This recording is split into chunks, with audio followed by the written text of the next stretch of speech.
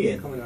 Sí, un placer la invitación. Sí, es un tema muy actual, Celia, esto del diagnóstico de autismo, dentro del autismo Asperger. Bueno, por favor, decilo vos que tenés mucha más información al respecto. ¿Cuán actual es este tema? Actual, hoy por hoy, al comenzarse a visibilizar a través de agrupaciones de papás, de ONGs, se va tomando mucha más conciencia, ¿no? Si bien esto existió siempre, claro, era diagnosticado antiguamente como psicosis autística, como esquizofrenia, que esas características siguen, la psicosis, la esquizofrenia y demás, pero antes se prestaba mucha confusión. Hoy por hoy ya se logró determinar y segmentar a través de determinados criterios diagnósticos lo que se habla de autismo, ¿bien? Básicamente, ¿qué es autismo, Celia? Eso sí, el autismo es un trastorno del neurodesarrollo. Cuando hablamos de trastorno, por ahí la terminología suena, el término trastorno bastante chocante a veces, ¿no? Porque uno dice trastorno, tengo un niño trastornado en el aula, o mi hijo es un niño trastornado.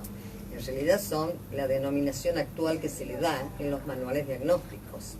Pero, ¿qué significa un trastorno? Es una disfuncionalidad en alguna de las áreas del desarrollo del niño que se van conformando a nivel neurológico, ¿bien?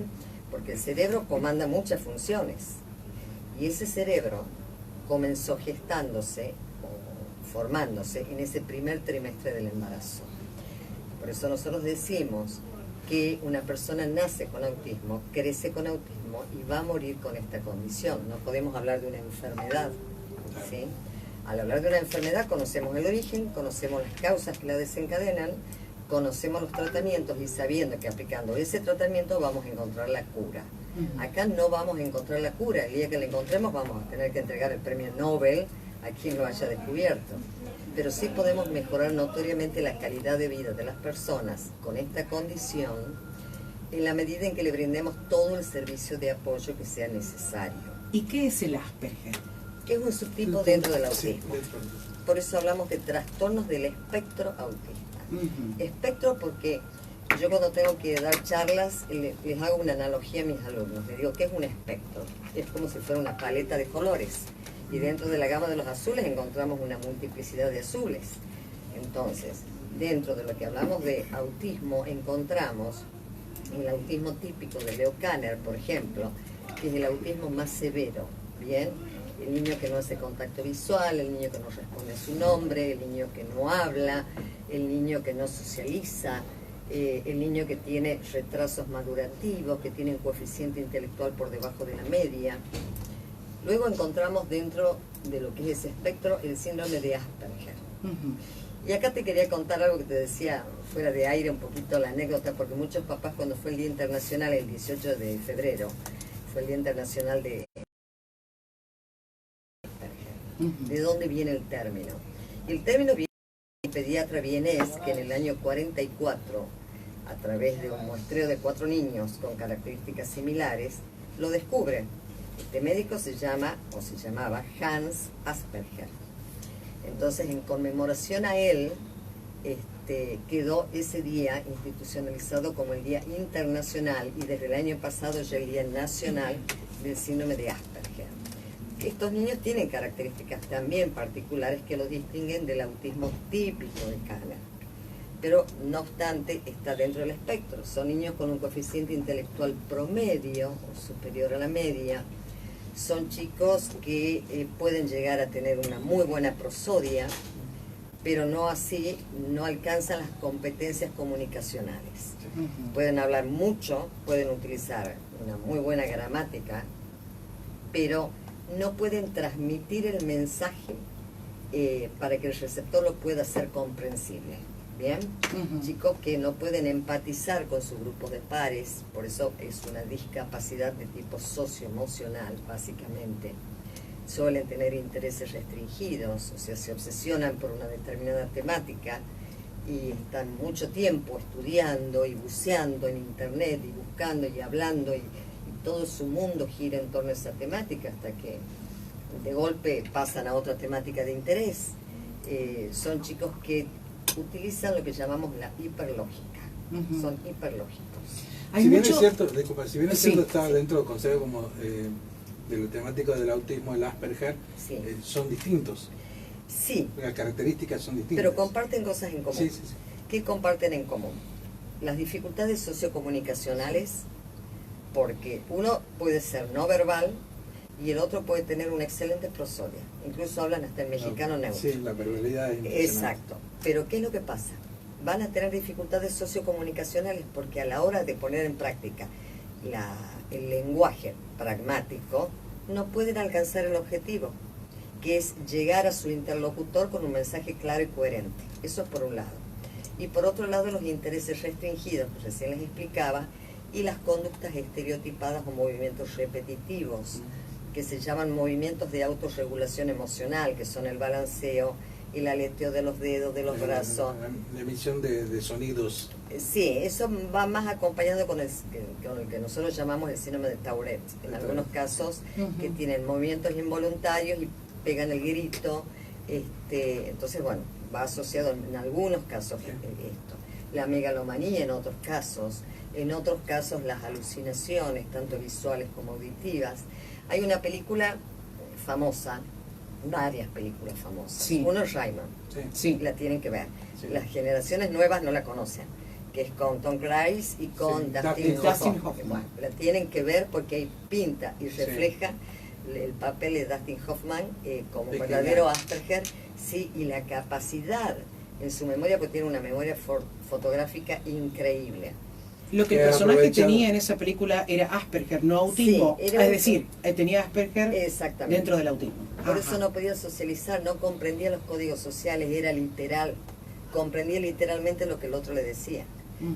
Es decir, el Asperger es autismo, es una forma de autismo. Otra película también, bueno, Temple Grandin, que es la historia real, de esta ingeniera que estuvo justamente visitándonos hace un año o dos acá en Argentina, con un autismo severo y que con una mamá muy tenaz y una mamá que apostó todo a su hija desde el amor, desde la contención, desde las terapias, logra que su hija, bueno, termine su escolaridad común, sigue estudios superiores y fue la creadora de una máquina que se llamó la máquina de la brazoterapia, que es lo que ellos necesitan. Yo no sé si usted lo dijo o no me recuerdo, pero ¿de qué edad comienza esta enfermedad a desarrollarse? Primero, no es una enfermedad. Bueno. Era una condición de vida. Perdón, Mauricio, lo aclaro para la audiencia. No, está bien, bueno, me hace muy bien porque uno a veces no comprende esta materia, pero hace muy bien en aclararlo. Sí. ¿Cuándo comienza esto? Esto comienza desde el primer trimestre del embarazo. Es un cerebro que comienza a funcionar de manera neurodiversa. ¿Bien? ¿Cuándo lo detectamos? Sería la pregunta. Claro. En el autismo severo generalmente lo detectamos en el mejor de los casos a partir del tercer mes de vida, cuando hay ausencia de la sonrisa social. ¿Qué es la sonrisa social? Cuando nos ponemos al frente del niño y el niño no sonríe al estímulo gestáltico de frente, nariz, mentón, que es un estímulo. ¿Bien? A partir de los 6 meses, cuando ante un ruido o un chasquido de dedos el niño no se da vuelta y creemos de que el niño tiene un problema auditivo. Cuando el niño no responde a su nombre al año o a los 8 meses. Y eso sería en el autismo severo. En el Asperger comenzamos, y ahí ya nos estamos metiendo en otro terreno que también es importante hablarlo, lo comenzamos a detectar. Si bien hay pequeñas luces amarillas que son señales de alerta, pero es en la escuela. En la escuela, ¿por qué? Porque es el docente que comienza a ver que es el niño que juega aislado, no hay juego simbólico. ¿Qué es el juego simbólico? Es donde todo niño va a su rincón de muñecas, por ejemplo, o a un rinconcito al arenero y representa situaciones de la vida cotidiana. La actividad lúdica para el niño es fundamental, no solamente como ocio, sino también porque es un momento, claro, donde él resuelve conflictos de la vida cotidiana y genera representaciones de la vida cotidiana a nivel parental. Por eso juegan a mamá, a papá. En ellos no existe el juego simbólico, en ellos existe un juego de seriación, de clasificación, juegan a listar autitos, a apilar, a aglutinar por colores. Hay juegos solitarios. Si bien el juego solitario es hasta los 2 años, ¿no? Vamos a un maternal y vemos que los chiquitos cada uno juega en su espacio. Pero cuando ya ese niño supera los 3 años y medio, y juega solo, no comparte, no responde a los estímulos de sus compañeros, también es una alerta. Y el docente lo comienza a ver también aislado. Al comenzar esta nota, Celia, te decía que es un tema actual, sí. Y es porque con toda esta información y la atención que los padres tienen hoy con los niños, este diagnóstico es común ya en algunos niños en escolaridad o el comienzo en el jardín, ¿no? De parte de los psicólogos. Y de hecho tengo una consulta de un oyente que dice: ¿cómo está hoy la inserción escolar e inclusión y preparación de docentes para chicos con Asperger? Se ríe, claro, sí. ¿Te puedo contestar yo? Claro, yo. No hemos avanzado casi nada. Es lamentable. ¿Qué es lo que necesita un niño con Asperger? ¿Un docente que lo acompañe? Es primero que el docente esté preparado acerca de lo que son los trastornos del neurodesarrollo. Ojo, ¿no? Yo no responsabilizo a los docentes. No. Esto responde a una escala piramidal, lo digamos así. Esto viene de arriba y el hilo se corta siempre por lo más fino. El docente no tiene ni siquiera formación académica en los trastornos del neurodesarrollo. Yo tengo 30 años de profesión y a mí no me formaron en esto. Me tuve que formar afuera. Frente a situaciones externas que se suscitaron en mi vida cotidiana, me vieron en la obligación de verme en mi formación. Pero eso lo podemos hacer aquellos profesionales que somos conscientes de los niños que vamos recibiendo. No nos olvidemos que hoy tenemos una prevalencia de un niño cada 59 chicos. O sea, junto a 2 aulas de 30 chicos, fácilmente tengo uno que está con esta condición. Tenemos cerca de 10.000 personas diagnosticadas con autismo en Tucumán. Y en una población que creo que asciende en Argentina a 42 millones, tenemos aproximadamente 770.000 personas con autismo. Claro. Es grave. Bien. No hablemos ni de epidemias ni de pandemias, porque ya hemos hablado toda la mañana, pero tampoco no lo podemos denominar así. ¿Se recupera esto? Sí se recupera. Les doy un dato. En la historia de la humanidad han habido, y eso que antiguamente esto no se conocía, y hoy ya con las nuevas investigaciones se puede decir, bueno, fulano de tal lo tenía, mengano lo tenía. Sí, hay grandes artistas. Bueno, Messi fue una persona con Asperger recuperada. Sí. Indudablemente tenía, si ustedes ven videos antiguos de Messi, él no miraba la cámara, hablaba en tono bajo, uno lo podía asociar. Igual que ahora. Está mucho mejor. Sí. Pero hay que tener mucho dinero en muchos casos también, pero sobre todo no es el dinero, porque a veces me preguntan los papás, ¿el autismo sale caro? Sí. No sale caro en la medida en que encontremos, primero, el profesional idóneo, el que no lucre con la discapacidad.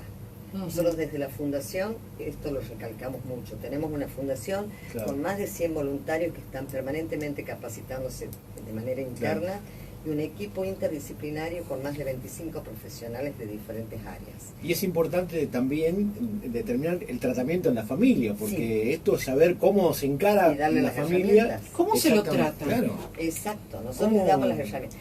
Fíjate, Graciela, fíjense chicos en general, nosotros hemos capacitado a bomberos, al 911, a defensa civil y a patrulla urbana, cómo tratar a un chico, sobre todo preadolescente y adolescente, cuando los compañeritos lo comienzan a sacar a bailar a las matinés y demás, y son chicos que están medicados y hacen crisis y tienen brote. ¿Y qué pasa en la vía pública?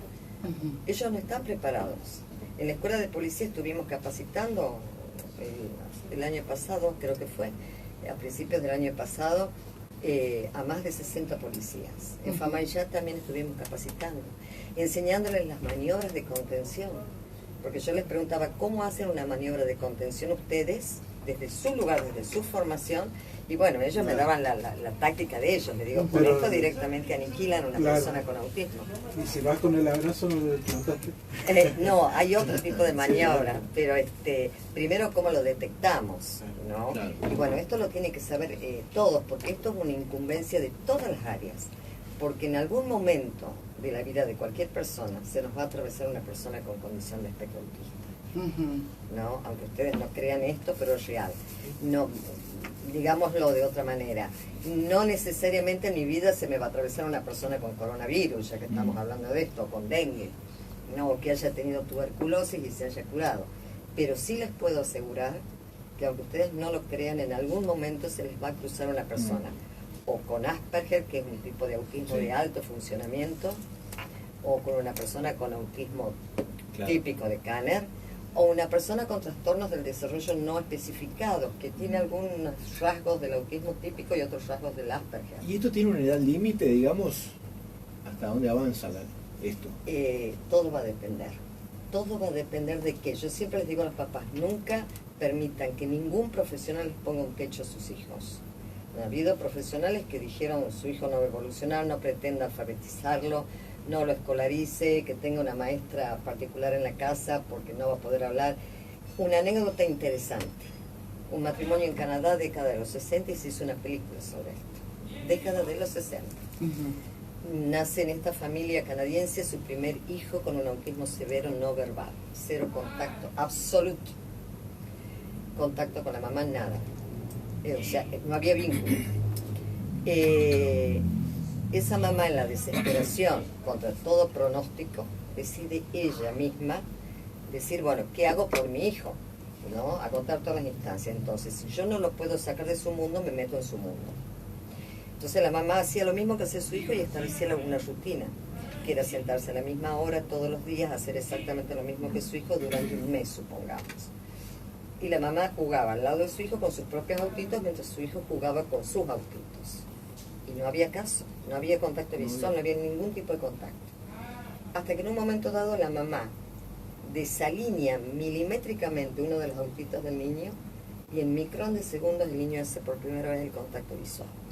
Y dijo a la mamá, ahí está, yo me metí ahí, en ese mundo. Desde ahí se crea la Fundación Sunrise, esa fundación que es una fundación a nivel mundial, del cual hoy es CEO, ese niño está casado, tiene hijos y es profesional. O sea que pueden hacer una vida normal. Sí, por lo menos tener una calidad de vida óptima. Celia, me están preguntando cómo comunicarse con vos y cuál es el nombre de la fundación, a dónde llamar. Bien, nuestra fundación se llama Autismo y Discapacidad Tucumán. Nos encuentran, tenemos una fanpage, que justamente, bueno, ahora estamos saliendo en vivo en la página. Nosotros hacemos diagnósticos y tratamientos, tenemos un equipo capacitado para esto, que estamos trabajando en Rondó 621, los días martes y jueves de 18 a 20 horas. Pueden también buscarnos en Instagram como Autismo y Discapacidad o en nuestro canal de YouTube también, donde están todas las entrevistas y todas las notas. ¿Y un teléfono? Y el teléfono lo tiene... Está acá. Les prometo dejarlo, bueno, yo de memoria no me acuerdo. Erika Soria es la coordinadora de prensa y difusión de la fundación. Erika nos va a dejar el número telefónico a donde contactarse aquí en la radio. Y tengo una pregunta para la licenciada. Soy de Tafí. No sé si la doctora tuvo la oportunidad de ver el personaje de Jimena Cardi en la novela De Noche, donde su personaje tiene Asperger. Saludos, me llamo José. Sí, me la dijeron, no la vi todavía, eso es una materia pendiente. Tengo que ver ese y tengo que ver Inseparables, que es una película que se estrenó el 28 de febrero en cine, que también la recomiendo, que es de un papá que queda viudo con un hijo con Asperger. Y esto no tiene de rasgo social, digamos, esto es en cualquier ámbito. Sí, esto no está discriminado, lo que sí hay factores de riesgo. ¿Saben dónde se da la mayor prevalencia en severidad? Sí. Severidad, no hablamos de cantidad. Sí. En la zona del sur de la provincia, sobre todo en la zona de Monteros, por los pesticidas. Eso también es un dato que hay que tener en cuenta. Justo hablábamos recién del tema de... Factores de riesgo, sí. Gente que vive en zonas rurales, a la vera de la ruta, donde, o a la vera de cualquier plantaciones o cultivos. Por la evolución del feto, digamos. Y la evolución del feto. Claro. Mamás que... Los efectos que tiene el glifosato es... Porque si bien no conocemos la causa que lo origina, conociendo los factores de riesgo, ya podemos ir teniendo una tendencia. A veces me preguntan, ¿en una familia se puede dar que dos hermanos tengan esta condición? Sí. En diferentes grados sí, y lo tenemos. Claro. ¿No? ¿Se puede dar que un niño con síndrome de Down tenga autismo? Sí. Se puede dar que un niño con síndrome de Down presente autismo sindrómico. ¿Puede también? Sí. También. Y otro dato, como para dejarles esto, para que piensen, el autismo nunca viene solo, siempre va acompañado de comorbilidades. Cuando a veces los papás dicen, a mi hijo lo medicaron para el autismo y está mucho mejor, no papá, no mamá. La medicación no es para el autismo, porque es una condición, recién la hablábamos, no es una enfermedad. Las medicaciones son para las enfermedades que van adosadas al autismo. Claro. Y pueden ser enfermedades clínicas o psiquiátricas. Está bien. Si yo despejo X como toda ecuación y mejoro la calidad de vida en cuanto a salud de ese chico, ese cerebro que está con condición de espectro autista va a poder enfocarse en lo que realmente necesita enfocarse para funcionar de manera un poco más acorde ante los desafíos. Celia, he escuchado papás que dicen yo prefiero no darle la medicación y tratar con una terapeuta. Sí. Tiene que verse cada caso para ver si realmente necesita la medicación, por lo que estás diciendo. Cada persona con autismo es una persona diferente a otra con autismo. Y cada caso particular requiere de una terapia particular. Por eso no hay un protocolo específico terapéutico para cada chico con autismo. Hay muchos chicos que sí necesitan medicación. También hay otro tema que hay que desmistificar. A veces me preguntan, mi hijo está haciendo una dieta para celíaco. Y yo les pregunto, ¿por qué, papá? El médico se lo dijo, no, porque se leía de que por ahí mejorando la dieta. No, si el niño ya ha ido a un médico, se le diagnosticó celiaquía, está perfecto. Pero si no corresponde que automediquemos. Claro. En otros casos me hablan del cannabis. A mí me dijeron que el cannabis mejora. ¿Y por qué? ¿Tiene cuadros de epilepsia refractaria? ¿Tiene cuadros de convulsiones? No, bueno, entonces tampoco es necesario. Entonces hay que ser yo soy muy cauta en ese sentido en cuanto a la medicación. Y para eso están los profesionales médicos, ¿bien? Para eso está el médico psiquiatra o el médico neurólogo, para atender los factores comórbidos, o sea, las enfermedades que se adosan. ¿Cómo actúan los padres cuando los chicos con Asperger o autismo van a una escolaridad y son víctimas de bullying? Y los papás se angustian mucho. Y los chicos muchas veces esto lo esconden, esto se lo callan. A veces los papás se enteran a posteriori, o porque vienen lesionados, o porque viene otro papá honesto y dice, esto le saqué del bolsillo a mi hijo, que son 100 pesos o 200 que tu hijo le tuvo que dar al mío para poder entrar. Que es el tipo peaje, que es una forma de bullying. O el mismo hostigamiento cibernético, ¿no? Y hemos tenido casos serios. ¿Se habla con las autoridades del colegio? Sí, ¿Qué es lo que aconsejas, Celia? Primero se habla con la docente. Primero se va desde abajo. Se habla con la docente, se investiga, se ve qué es lo que está pasando. Luego, si no hay respuesta, se va a la parte directiva y se habla con los directores. Nosotros no podemos tener a este tipo de chicos sujetos a una situación de bullying. ¿Y hay escuelas especiales para esto? Porque generalmente se da, ¿no? Que cuando están los centros educativos terapéuticos, generalmente los centros de integración escolar, que lo que nosotros llamamos escolaridad mixta.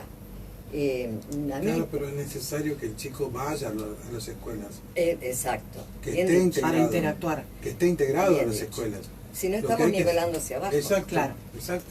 Vos lo estás sacando no aislarlo del ámbito. No, como decía que sumario. la mamá se había entrado en el mundo del niño, a lo mejor estando con otros chicos que también tienen el problema, puede ayudar. Pero ¿qué es lo que pasa? Al ser un espectro, no podemos poner todos en una misma bolsa. Claro. Ese niño necesita socializar. A veces yo les digo, me dicen los papás, bueno, pero mi hijo no hace nada en la escuela. ¿En qué está cursando? Y bueno, ya 5º año.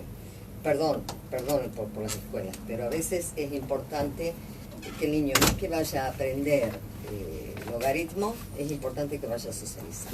¿Tiene la obligación un colegio o una escuela de aceptar a un chico con Asperger? Hay una ley, que es la ley 26.206, que obliga, en ese caso se presentan amparos, obliga a aceptar a toda persona con cualquier tipo de discapacidad siempre que no haya un compromiso cognitivo severo. Porque te cuento que es una lucha, ¿no? Claro. Que Sí, le ponen todos los peros para Nosotros aceptarlos. tenemos un área de un departamento legal donde vivimos recibiendo papás con este reclamo y justamente viven saliendo amparos porque las escuelas no te pueden negar el cupo. Claro, y está bien hablar con la docente y después la docente seguramente hablará con los compañeros para que en conjunto puedan ¿Qué hacemos ayudar? nosotros? Vamos a las escuelas y damos charlas a los alumnos.